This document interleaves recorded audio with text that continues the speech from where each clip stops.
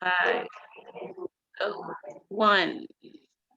Welcome to another segment of M Political Views. We are your host, Aviance Watts. And I'm Michelle Tyson. And on this Memorial Day weekend, we have the pleasure of interviewing Mr. Shannon PATE. He has a book out, and I know, it's interesting because it's a lot of us Black people that don't write books, and I think, and he's a pretty young guy from what I'm gathering. And that's kind of rare. And we just want to, just welcome Mr. Shannon to our show. How you doing, Mr. Shannon? Doing good. I appreciate it. Thank you You all don't for mind me having me. calling you Mr. Shannon, do you? That's not making you That's like fine. an old man, does it? No, that's fine. It's just a sign of respect, man. That's all. I appreciate it. No problem. Well, Shannon, I know Sonia has mentioned you so much to me and spoken highly of you and your works throughout Grand Rapids. And she was like, Michelle, I have someone for you. I think he'd be a great fit for your platform. You and him and Aviance are kind of doing the same things within the community. So I think it'd be a wonderful fit if you two get together. So after kind of, reading a little bit about you and kind of doing my little investigative report and research about you, you have been quite a busy young man. I mean, you have really been putting in the groundwork to get this thing going. So, first of all, how old are you? I'm 30. I just turned 30 this past October for last year. I'll be 31 this year. Okay, wow. Scorpio. Now, are you from Grand Rapids? Yes, born and raised. Born and raised. Okay. Yes. Okay. Now you have a book that you wrote, right? Dying to Live. Yes. Okay, and what's the title of it? Dying to I know Live. the title of it, but those who don't know. Dying to Live, Mastering Moments of Survival. Dying to Live, Oh, wow. The principles to mastering moments of survival. And okay, for the people who would like to be, that might be interested in purchasing the book, can you give us like a brief overview or of what we can expect? Yes. So with Dying to Live, it's broken into 3 phases. The first stage is surviving the uncontrollable. And what I mean by surviving the uncontrollable is things that I couldn't control growing up. For instance, my name is Shannon. I'm a junior, but my father is incarcerated, who's actually not who I'm named after. My mom was 17. I was her first child. I have 3 other siblings, and she was a single parent. And her and my father just went back and forth a lot, so they didn't click out. So now with her being a single parent, I just took that leading role, being the man in the house. And so that just something that I really couldn't control. So just talking about things I couldn't control. And the second phase is surviving abuse. And this is just things from dealing with bullying in school, not even just physical, it can be verbal, just name calling, and just things I saw as I grew. And so I talked a lot about that. And then the third phase is surviving your own flaws. And that's just me taking ownership of things that I have done to others or things that I haven't done in the best as well. Just taking that ownership to gain that control. Basically. Yep, holding yourself accountable. And so it's broken into those 3 phases. Very interesting. Because I understand because those 3 phases are really crucial because the especially the uncontrollables, like your environment, how you grew up, how you were raised, who you were raised by, your community, your surroundings, that's the uncontrollables.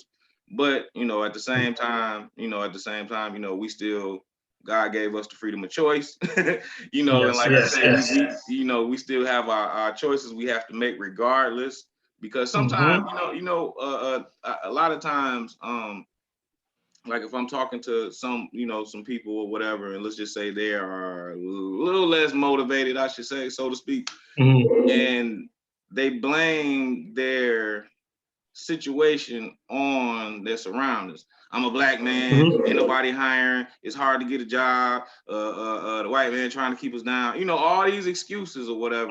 They consider those uncontrollables. Yep. You know what I'm saying? They consider those uncontrollables, and they want to point fingers and play the blame game, and you know, so that's a good. I'm glad you pointed that out, because a lot of people, again, we use that as excuses to not want to excel in life. And that's what I kind of take ownership of, is actually owning that I was mad at my mother, I was mad at my father, I was mad about the situation. Like, let's talk about how all this began, from the naming of Shannon to, let's start at the beginning phases. Yes, so with the beginning of phase, my mother, she came here when she was 10 years old. She was born in Chicago, Illinois. She came here when she was 10, and she got pregnant with me at 16, had me at 17. So she was very young. Now, my name come from her first love, which his name was Shannon Andrews. And I was junior because I have two last names, PATE Andrews. I'm hyphenated with the junior. So I have my mom and his last name. And so when that happened, my mom said she knew what she was doing, but she was young, and we discussed it, so we should be good. But it was just that going to school and having the confusion of my father not being fully there already in my life, it was just like, what was the reasons? Was it doubt? Was it, what was it? Because me and the senior, we actually took a blood test, so that's confirmed that. So it's been a lot of, now my dad, he's incarcerated. He's been incarcerated for 18 years now, and he actually is doing a BF 30. So he went in when I was 11. So that's the beginning, is me finding that closure for myself, because now this is biological. Yes, this is my biological. Who was incarcerated. Okay. Yes. Now, have you guys established some type of relationship, or do you guys keep in contact, or? Yes, he was pretty much in and out the entire time.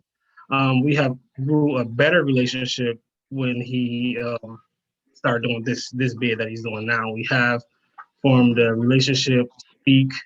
So it's pretty it's progress.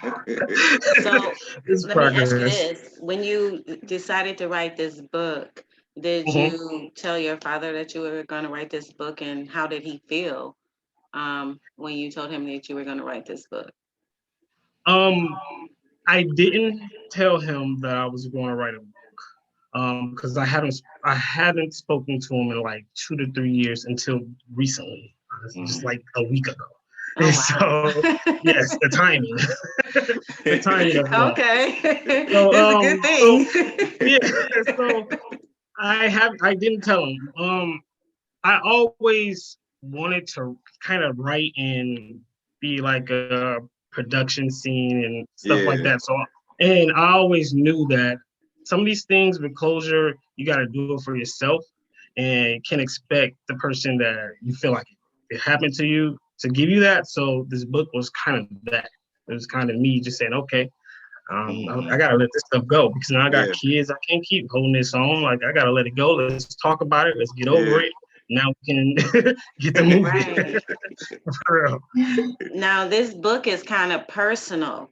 So when you are you ready to deal with like any backlashes from it, criticism, especially like from your father? I don't know if the other guy is still alive or not, but if he is, are you willing to deal with any backlashes from either one of them? And how does your at this time, I'm as ready as I'm gonna be.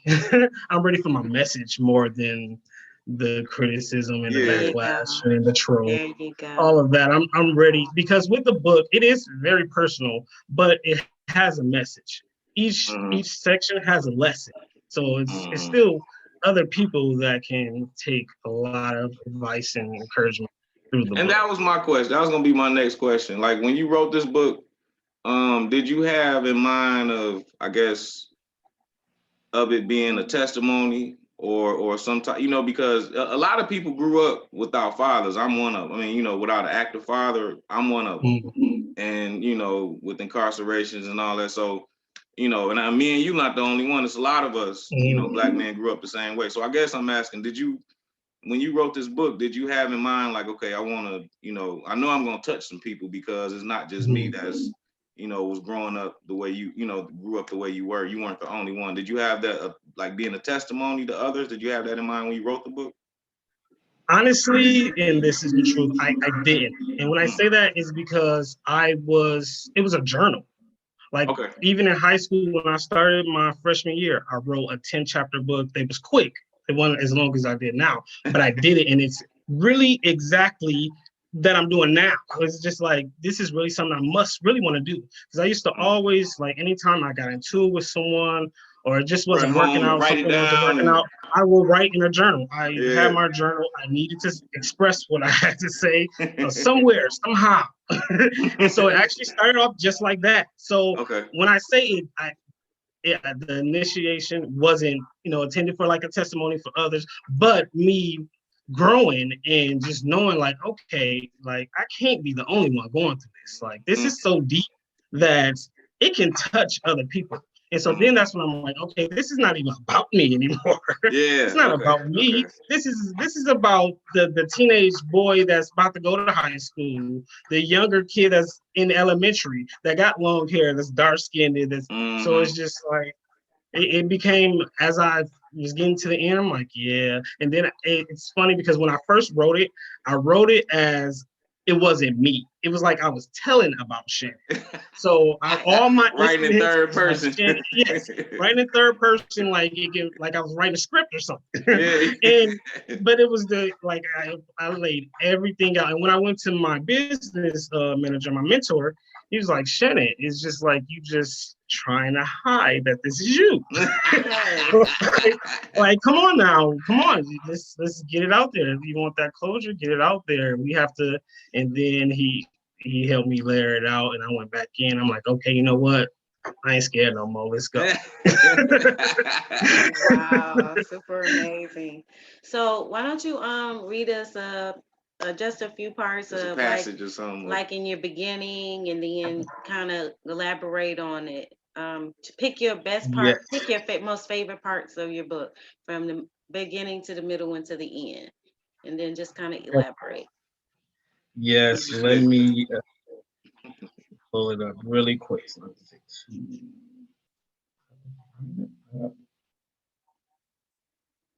Since we were speaking on the beginning, I guess I can give that last little. Yeah, we don't want you to give too much because we still want them to buy it. So. Now, while you're pulling this up, you are a father also, right? Yes, a father of 3. 10, 8, and 1. Okay. Wow. And are any of them boys? Yes, my son is the oldest, and he's right here. He's and right how does he feel about his dad writing a book about his life, and pretty soon going to be told to the world? He just had an assignment at work. At school. Like 2-3 days ago, and he came to me. He said, "Dad, can I write what I know about your life?" Oh wow, super awesome. And so because I try to tell him, like, because he's the face, his face is on the cover too. Of my book. His face is on the cover. And so so I give him, like, this is what's gonna happen, and just know that you're the face, but this is not you. You may have you pick and choose what's you. All of this is not you. But tell him he can be happy to come on in so we can see the face of the book. I mean, it's no problem. Come on in. I told him he was getting shy. Come on over. Let's get a sneak preview of your book cover. You're gonna be famous, man. Your face already gonna be plastered all over the place, so you might as well get used to your face being seen, man. Inspiration. But at the same time, man, because again, just like how we were talking about Uncontrollable. Say, how you doing, man, Mr. Shannon? That's little Shannon. It's Hi, how Mari. are you? What's his name? Mari. Mari. Hi, How you Mari. doing, Mari? Yep, Mari. And he asked me that, why didn't you name me Shannon? I'm like, I didn't know how to focus on that. I was 19. I was 19 still trying to figure out me. So he understands now, but I'm like, now that I know, I could have cut some off and just kept my maiden name and just, I know all that now, but it's, can't change that. What grade are you in, man? What grade are you in? I'm going to say. You in what grade? Mari said fifth because you gotta come closer. He's nervous. It's okay.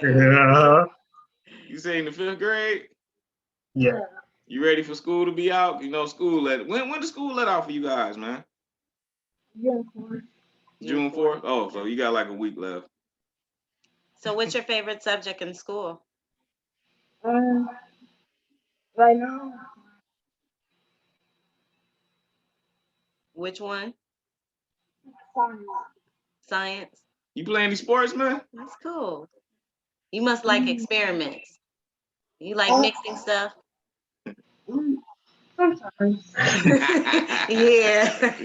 That's the only reason I like this science. All right, man. It was nice meeting you, Mari. So right there, brother. And the show. You can stay on with your pops if you want to, man. I found the part that's the ending of the intro. Okay. Yeah. So kind of wrap it up. Okay, so it says, to be honest, that wasn't the first tragic story happened in my life. My life is full of physical, emotional, tragic events. Too many devastating events can make you lose yourself in anxiety, depression, and acceptance. You can go from loving yourself to losing yourself in a blink of an eye.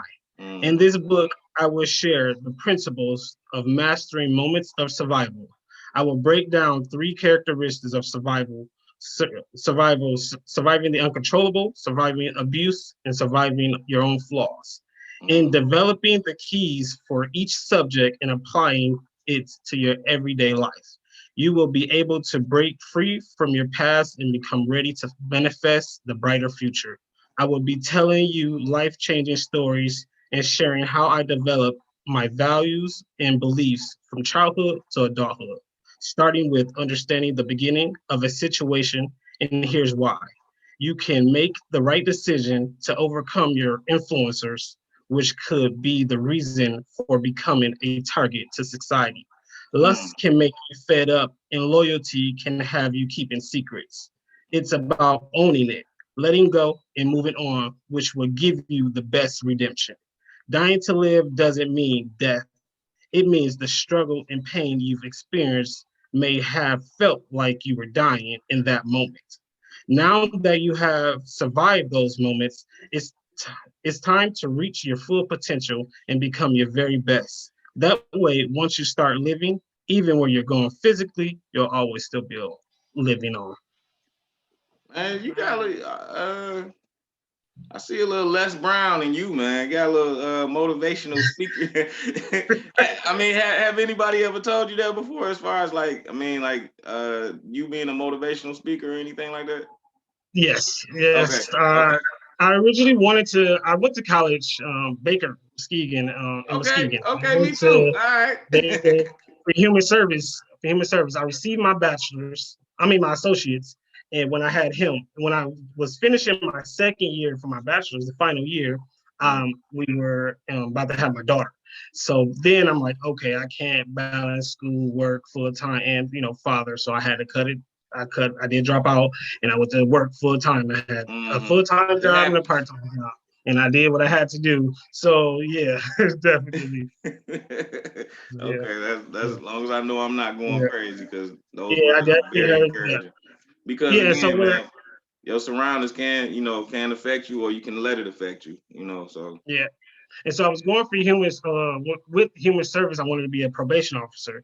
And then as I start as I kept going and I started having talent shows and things like that, I'm like, now to speak to kids, because I wanted to get in the juvenile system, I needed to get to teenagers and the juvenile delinquents, just so I felt like that was my target of going through what I had siblings younger than me. So I just grew on me to want to help. And then I'm like, hey, I like to speak, it's just I don't speak. So it's just like I do get nervous, but I do see myself speaking more. That's why I'm like, I'm ready to get this book out. And now I got so many topics that I can just talk about and get that stage fright going and try to see what I can do with it. A question for you. I know you were raised by your grandmother, but both your grandmothers. Um, whatever happened to your mom? I know you talk about the love that both your grandmothers showed you, and you basically Mhm. took that love and that guidance from them. And I think that's why you have such an old soul and a passionate soul. Um, Yes. most kids Yeah. that are raised by, especially boys for some reason, most kids that are raised by their grandparents, and young men that are raised by their grandparents, definitely end up with an old soul, and have a lot of compassion for life. So whatever happened to your mom? My mom she has been active the entire time. The entire time she has been active. Since she was so young, she did lean to my grandmother's a little more, but she did what she had to do. She worked every day, all day. She's probably at work right now, and she definitely work like she does grind. It was rocky as a kid, and I was just more connected with my grandmothers. Me and my mother, we was just always just rocky, but we was always together. She never left at all. Okay. It was just like, okay, I'm going to my grandmother's house. This is this is my peace. And That so was yeah, place of so peace.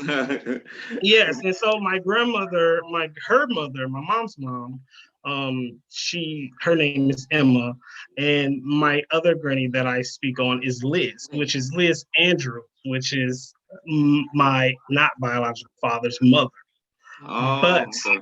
she has been in my life the entire time. Like she's my favorite person, like the entire time. She's just like my mom. She never left my side until she Yeah. had to.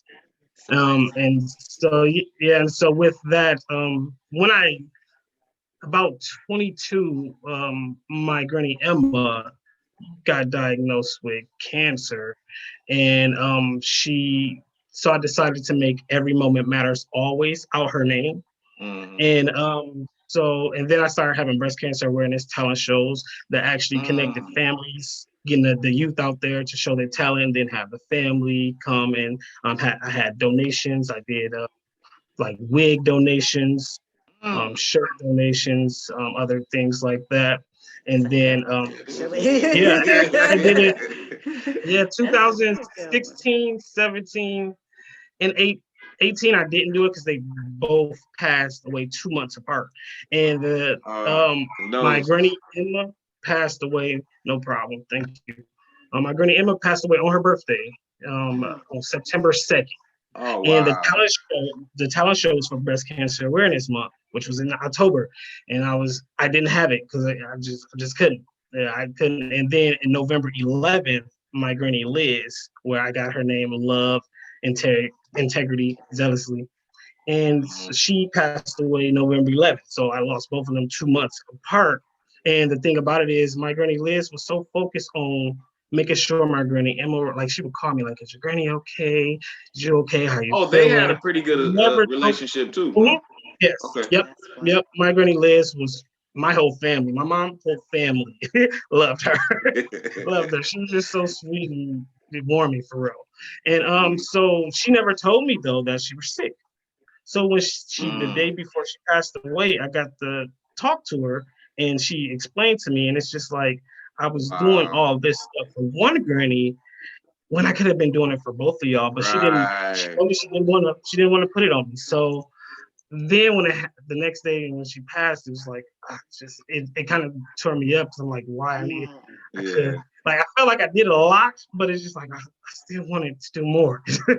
So yeah, Oh, it's just goodness. Yeah. I know Yeah. she is extremely proud of you right now, and she can't wait to see what this book, does. And you having both of them represented in your works, I know makes them truly, truly unhappy and shining down on you.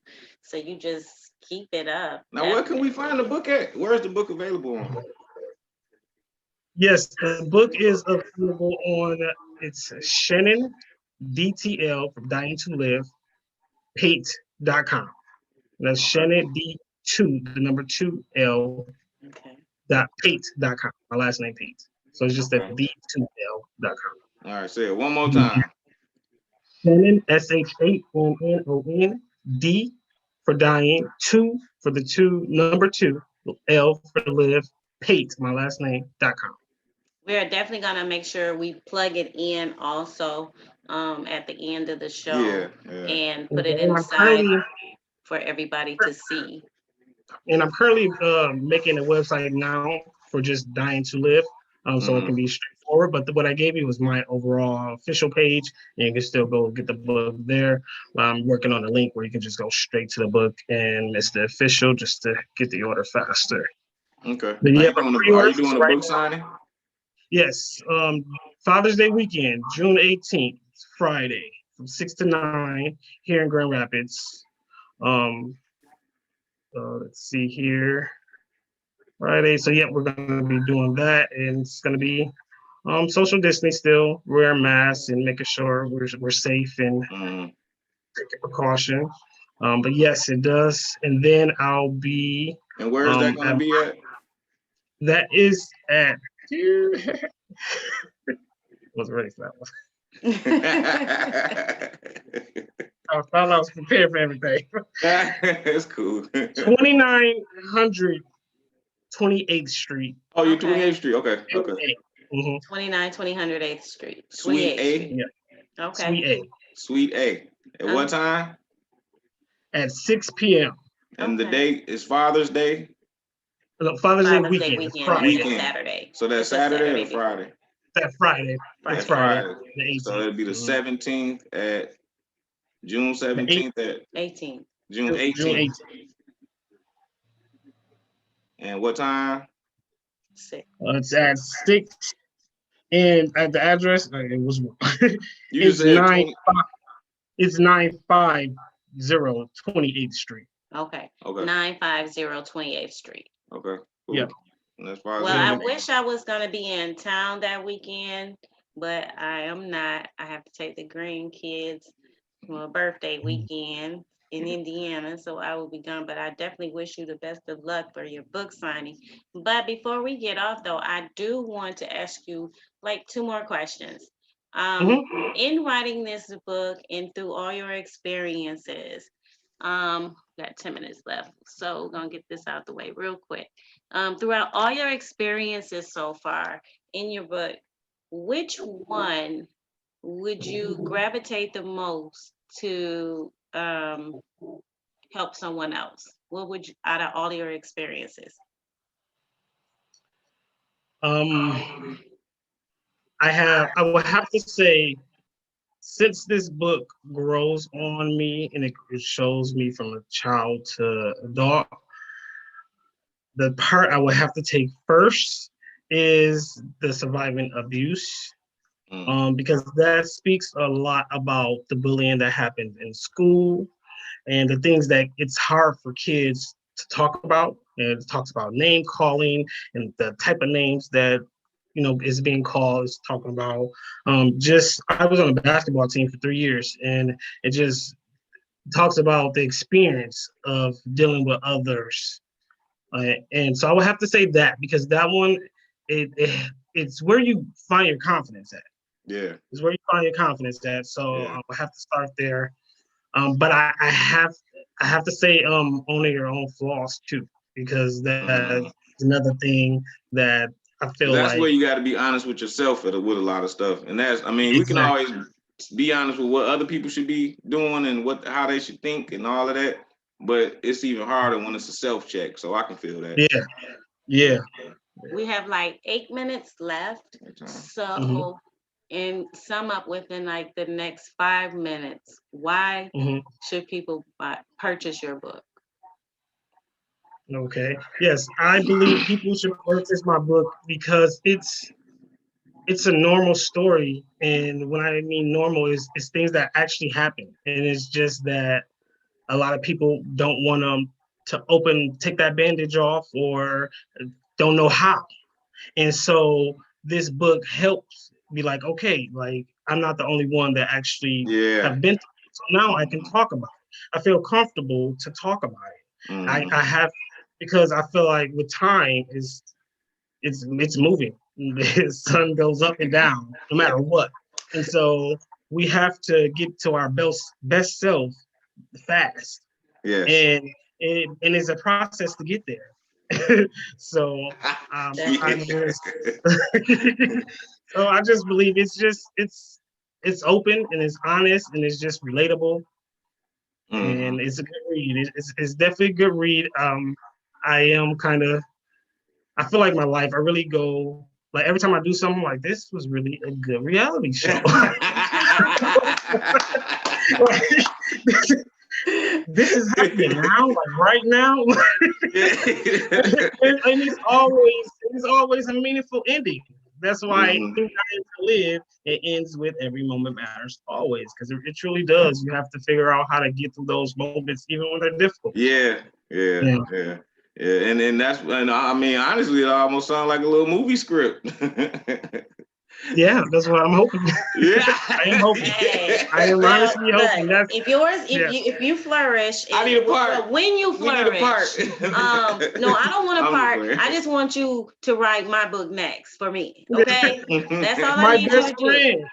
My best friend literally just said, "Shannon, you're gonna write my book. You're gonna help me.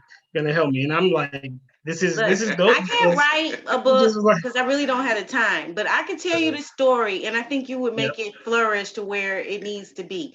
Because I've had so many people say, "Michelle, you need to tell your story," but I just really haven't felt them to tell my story.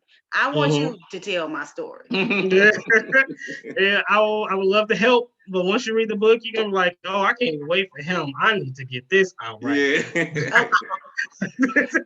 No, I just don't have the time for it, but I definitely want you Well, to you can tell my speak it story. now. You can just speak it.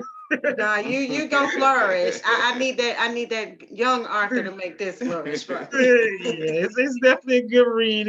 I talk about my like relationships that I had with females, and I got a topic in there that says everyone gets played. It's just maybe your turn. So it's just like it's different things. It's so, Makes it's Okay, you ain't got serious. no women It's bashing funny. in there right now. No.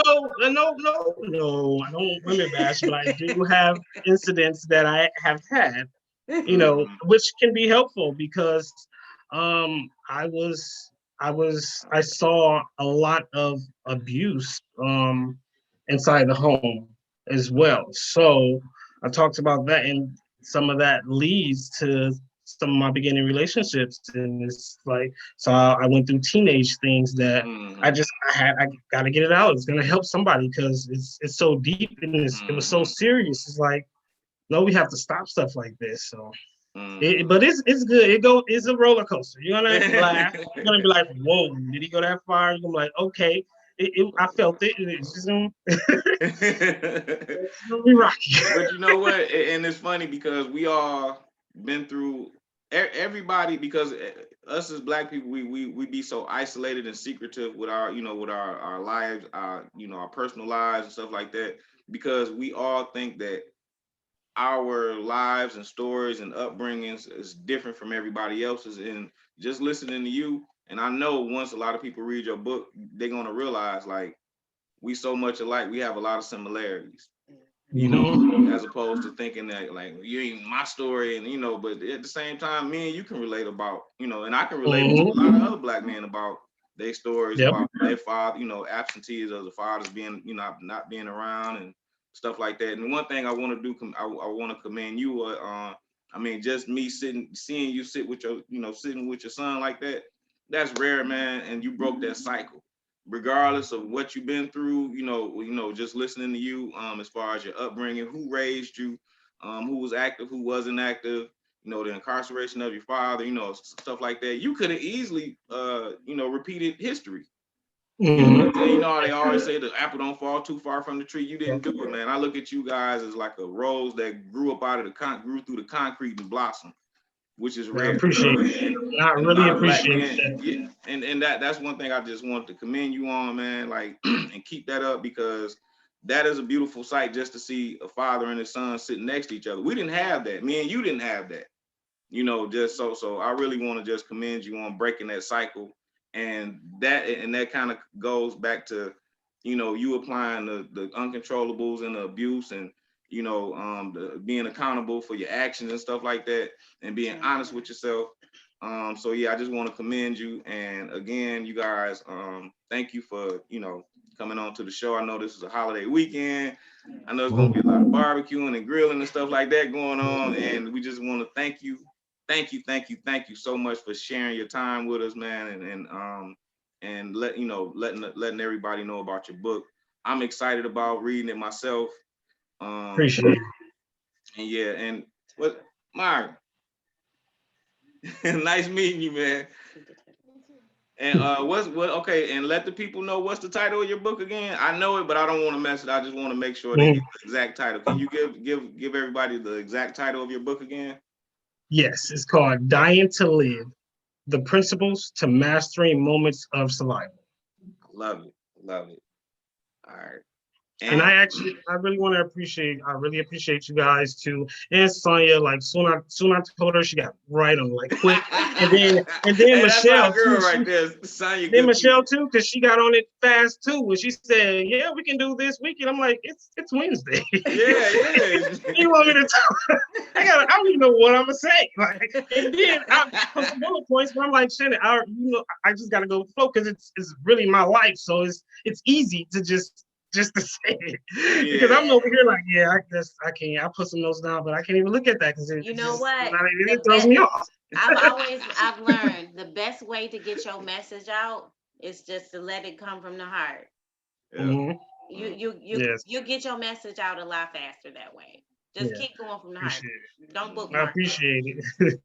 And I just and then I'm really ready to work. I'm ready to get out there. So I know it's the holiday weekend, but we could have did this on the holiday, and I've been ready because I'm like, now this is if I want this book to move, I have to move. So yes, I'm ready to move. I'm ready to move. And then we didn't even discuss none of my we gonna help you get this out there, man. Yeah, I definitely appreciate it. I definitely appreciate it. It's so much more to the book that I just remember. I'm like, oh, but time is so. I know they gotta save it. You gotta save it for the rest for the yes, readers. Yes. Save it for the readers, because I'm excited myself. So, but again, man, thank you again for joining us, and everybody. That wraps up another segment of M Political Views. We interviewed